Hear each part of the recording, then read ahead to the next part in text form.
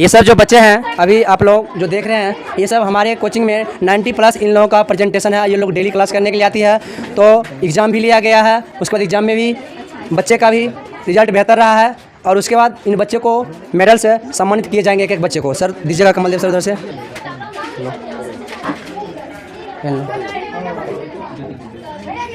चलिए अब नेक्स्ट बच्चे हमारे हैं।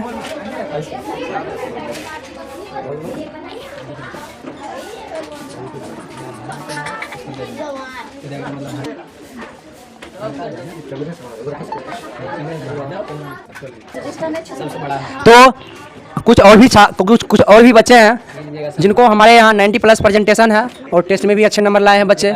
इनके लिए प्राइज़ दिया गया है। कुछ बच्चा बचा हुआ, पहले मेडल दे देते हैं, उसके बाद फिर हम उन बच्चे को प्राइज़ भी देंगे। तो सर एक एक मेडल करके सभी बच्चे को दें।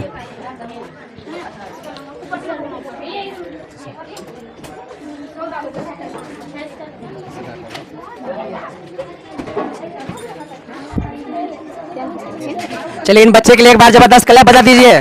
आप लोग भी रेगुलर क्लास करने के लिए आइए, ताकि अगले बार जो एग्ज़ाम होगा उसमें आप लोग भी उनका सहभागी बन सके प्राइज़ का। ठीक हो जाए सही बच्चे को। अरे आगे थोड़ा सा एकदम डर रहा है, हेजिटेशन लग रहा है सबको।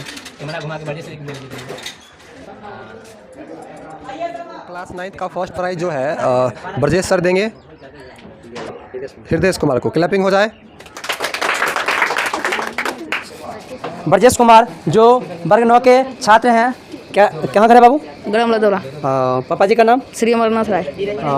कितना दिन से यहाँ पढ़ाई करने के लिए आते हो? करीब 6 महीनों से। यहाँ का पढ़ाई और विधि व्यवस्था तुम्हें कैसा लग रहा है? बहुत अच्छा। ठीक है। ये तुम्हारा सेकेंड रैंक आया है तुम्हारे बैच में अप्रोक्सीमेट 50 स्टूडेंट है। Yes sir. तो सेकेंड रैंक लाए, फर्स्ट नहीं आया, इसके लिए तुम क्या करना चाह रहा है? और अपने वर्ग के बच्चे को इससे क्या संदेश देना चाह रहा है कि वो बच्चे आपके जो साथीगण हैं वो किस तरह से पढ़ाई करें, ताकि आपके जगह पे वो भी कभी आए या उनका भी कभी मौका मिले? अगर कोई भी विद्यार्थी अगर हम जैसे घर पर जाकर मेहनत करेगा, वो भी हमारी तरह बन सकता है। जैसे हम अभी सेकंड किया, अगर और मेहनत करते तो फर्स्ट भी आते, लेकिन हृदय हमसे ज़्यादा मेहनत किया, इसलिए वो फर्स्ट रैंक आया। अब ललन सर के द्वारा ब्रजेश को सम्मानित किए जा रहे हैं। एक बार ललन सर और इन बच्चे के लिए क्लैप हो जाए, ताकि इन बच्चा का भी मनोबल बढ़ावा रहे, फिर आगे अपना और जोर शोर के साथ मेहनत करे।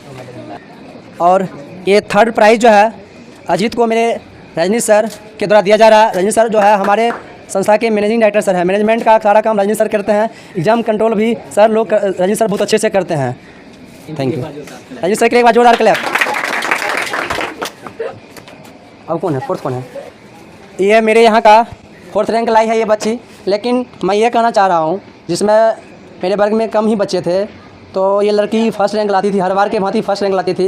लेकिन मुझे लगता है ये कहीं ना कहीं मेहनत में कमी कर दी है, जिसके वजह से इनको अपने वर्ग में फोर्थ रैंक मिला है। इन बच्चे को प्राइज़ रजनीश सर के द्वारा सम्मानित किए जाएंगे। तो रजनीश सर को और मैं चाह रहा हूँ इन बच्चे को एक बार आप लोग क्लैप के साथ सर को भी सम्मानित करेंगे और इन बच्चों को भी मनोबल बढ़ाएंगे।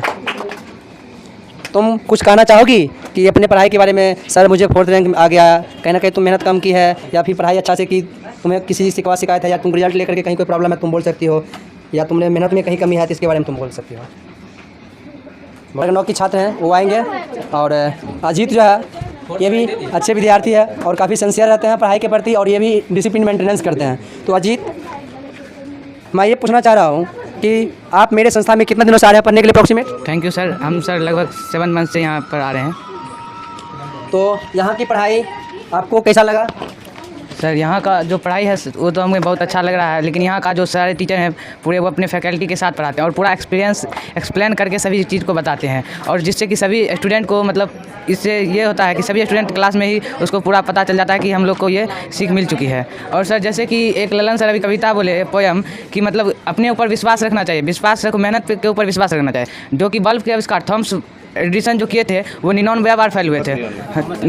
सर वो 99 बार मतलब 999 बार फेल किए थे। मतलब उनके ऊपर विश्वास था कि हम एक दिन ना एक दिन जरूर अति सफलता पाएंगे। तो इसीलिए किसी स्टूडेंट को पहले ही नहीं घबराना चाहिए, क्योंकि एक बार नहीं हुआ तो दूसरा बार भी हो सकता है, तीसरा बार भी हो सकता है। जब वो एक वैज्ञानिक थे तो हम लोग क्या है, अभी हम लोग तो छोटा बच्चा, अभी से अगर मेहनत करेंगे तो हम भी आगे जाकर कुछ भविष्य में फ्यूचर में कुछ अपने कोचिंग संस्था या अपने माता पिता का, अपने डिस्ट्रिक्ट का नाम ऊँचा कर सकते। इसीलिए किसी भी स्टूडेंट को घबराना नहीं चाहिए। बिल्कुल, धन्यवाद अजीत जी। सबसे पहले आप ये बताइए, आप जो पढ़े हैं आपको जो 3rd रैंक आया है तो फर्स्ट रैंक नहीं आया, इसके लिए आप क्या करना चाहेंगे? सर जैसे कि देखिए सर, मेहनत तो किए हैं सर, फिर और इससे मेरा कोशिश यही रहेगा कि अगले एग्ज़ाम जो होगा फाइनल एग्जामिनेशन, एनुअल एग्जामिनेशन जो होगा दिसंबर में, उसमें मेरा कोशिश रहेगा कि हम फर्स्ट रैंक लाना चाहें। तो इसके लिए धन्यवाद।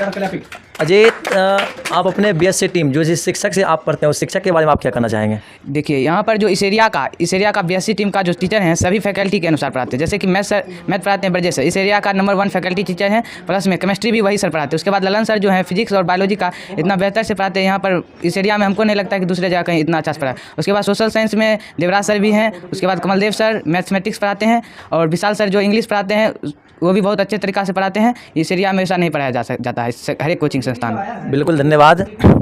अब ये बताओ, यहाँ की विधि व्यवस्था, यहाँ की टीम के बारे में क्या कहना चाहोगे?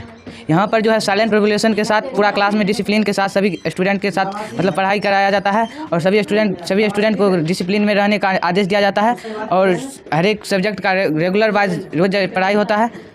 पूरा बीएससी का टीम है और बारी बारी से हम सब का इंट्रोड्यूस करवाएंगे, यानी कि परिचय करवाएंगे। तो सबसे पहले हमारे दाहिने हाथ के बगल में जो खड़ा है देवराज सर, जो कि बहुत ही अच्छे टीचर हैं और समझाने के लिए, अपने विषय में समझाने के लिए अलग तरह से जाने जाते हैं। तो उनसे हम 2 शब्द पूछना चाहेंगे।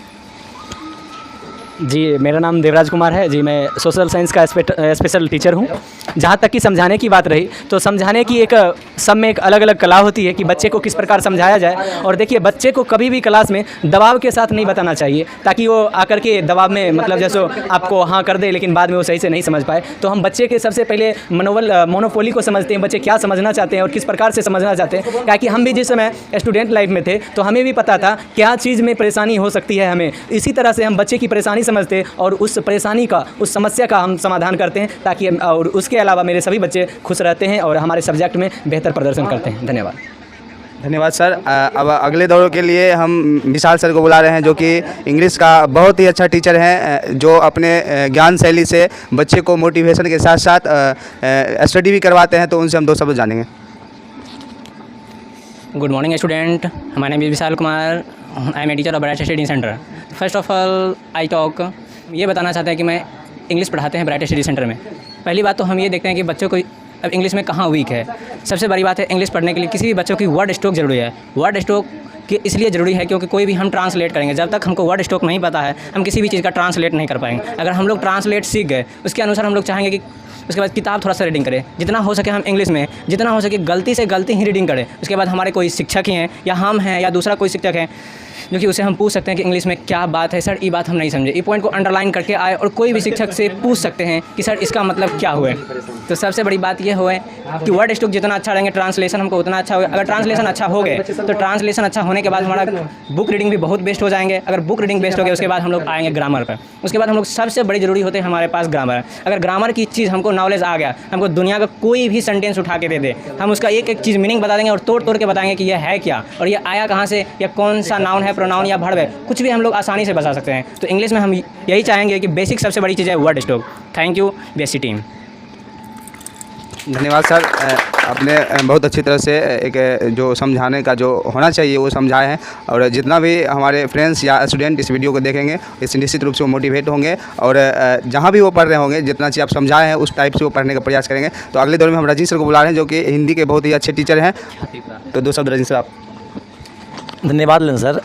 सबसे पहले किसी भी बच्चे को बेसिक रूप हिंदी से ही शुरू होती है और जब तक वो हिंदी सही ढंग से नहीं पढ़ पाएगा तब तक आगे वो कुछ नहीं कर पाएगा। इसलिए हम कोशिश और अच्छा से अच्छा प्रयास करके बच्चे को सबसे पहले शुरू से लेकर हिंदी पढ़ना अच्छा से सिखाते हैं, ताकि बच्चे अच्छे ढंग से आगे चल के डेवलपमेंट कर सके। और ये नहीं होगा तब तक वो आगे नहीं बढ़ सकेंगे। इसलिए कोशिश करते हैं जहाँ बच्चे की जो कमजोरियाँ, उस कमजोरियाँ को दूर करके हम कोशिश करते हैं कि बच्चे आगे से आगे बढ़ें और डेवलप करें और बच्चे विकास करें। धन्यवाद।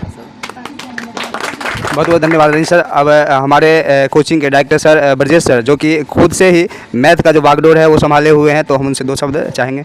पढ़ाना मोटो नहीं है, बच्चे को 10 तक पढ़ाना मोटो नहीं है, बच्चे को 11 तक पढ़ाना मोटो नहीं है, बच्चे को 12 तक पढ़ाना मोटो नहीं है। हम लोग का जो टीम है बच्चे को क्लास 7 से लेकर के 10+2 तक पढ़ाते हैं। उसके बाद बच्चे को मोटिवेट करते हैं कि प्यारे बच्चों, पढ़ लिख करके हम अपने देश के लिए मुझे क्या करना चाहिए, हमारा देश जो है, हम जिस देश में भारत देश में जन्म लिए हैं उस देश का प्रति मेरा क्या मूल कर्तव्य बनता है। हम लोग बच्चे को ये भी मोटिवेट करते हैं। उसके बाद बच्चों को समय समय पर सलाह दिया जाता है कि बाबू तुम लोग दिन रात एक करके मेहनत करो और देश का जो भविष्य है आप लोगों के कंधे पर है, इसलिए आप लोग जब तक जगिएगा नहीं तब तक सवेरा होगा नहीं। शिक्षित समाज से ही सब राष्ट्र का निर्माण होता है। तो थैंक यू, और मैं यही कहना चाह रहा हूँ। उसके बाद थैंक यू ललन सर।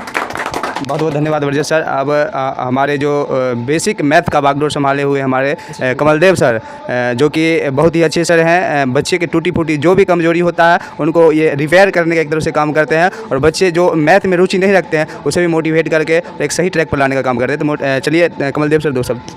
सबसे पहले तो thank you sir, thank you for giving me this opportunity. तो सर ने जैसे कि कहा मैथ, जैसे देखिए मैथ में जब मैं शुरू में स्टार्टिंग पीरियड में पढ़ाना शुरू किया था तो बच्चे जो थे, बच्चे में मैथ का हवा बना हुआ रहता है, मतलब डर सा रहता है कि मैथ थोड़ा सा हार्ड सब्जेक्ट है, जल्दी हम सीखते नहीं हैं। तो हमने जब देखा बच्चों का, जैसे कि मेन डर जो रहता है मैथ पढ़ने में कि बच्चों को लगता है कि हम मैथ सीख ही नहीं पाएंगे, तो सबसे पहले हम उनसे फ्रेंडली व्यवहार करते हैं, उनसे फ्रेंडली रहते हैं, ताकि उनको कोई डाउट होता है तो वो बेझिझक हमसे पूछ लिया करते हैं। और बेसिक से मैं उसको कोशिश करता हूँ कि बेसिक से उनका मैथ्स क्लियर किया जाए। बहुत सारे संस्थान में ऐसे मैंने देखा है कि बस आए सिलेबस पढ़ा करके बुक से आराम से चल जाते हैं। तो बुक से बाहर एक्स्ट्रा नॉलेज जो होता है उसको बेसिक से दिया जाना, उसके बाद एक एक बच्चे को ध्यान से देखना कि क्या वो प्रोग्रेस कर रहे हैं या नहीं कर रहे हैं, उनमें क्या कमी है, कहाँ पर वो पीछे छूट रहे हैं जिस कारण से उनका रिजल्ट गड़बड़ हो रहा है। तो उन सब बातों को मैं ध्यान में रख करके बच्चों को पढ़ाता हूँ। बाकी बच्चे अब खुद ब खुद बताते हैं, क्योंकि जब आप फ्रेंडली रहिएगा तो जो भी बच्चों को प्रॉब्लम होगा तो वो आपसे खुल करके बात करेंगे। तो इस प्रकार से बच्चे खुद बताते हैं। तो मैं इतना ही कहना चाहूँगा। थैंक यू भैया, बहुत बहुत धन्यवाद कमलदेव सर। आइए सब आदमी एक बार पूरा टीम जो है एक साथ आते हैं। आइए देवराज सर, अभी बहुत आगे ले चलना है संस्थान को, इतना ही में बैठिए मत। तो एक बार सब आदमी मिलकर कहते हैं जय हिंद जय BSc। तो जय हिंद जय BSc।